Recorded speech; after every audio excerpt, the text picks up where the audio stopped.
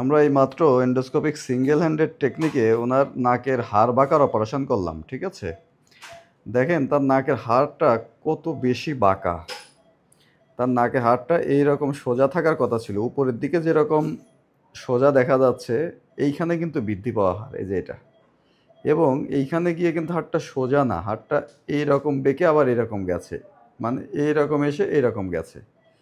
এই জন্য নাকের ভিতর তো জায়গা ছোট, যখন এইরকম সাইডে এরকম থাকে হাড়টা বৃদ্ধি পায় এবং এর উপর চামড়ার একটা লেয়ার যেটাকে শ্লেষ্মা ঝিল্লি বলে বা মিউকোজা বলে যখন থাকে, তখন কিন্তু নাক অটোমেটিক্যালি বন্ধ হয়ে যায়। এবং তার সবচাইতে ঝামেলার যে অংশ ছিল এই অংশটাকে আমাদের মেডিকেলের ভাষায় বলে সেপ্টাল স্পার।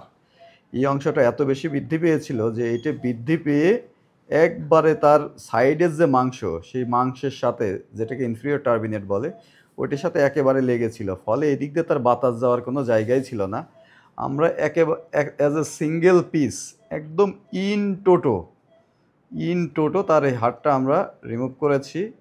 এবং সে এখন খুব সুন্দর মতো নাক দিয়ে শ্বাস নিতে পারতেছে। আমাদের রোগী দেখেন কত সুন্দরভাবে নাক দিয়ে এখন শ্বাস নিতে পারতেছে। তার অপারেশনটা খুবই ভালো হয়েছে। আশা করি তার নাক রিলেটেড সমস্যা আর থাকবে না। ঠিক আছে, থ্যাংক ইউ।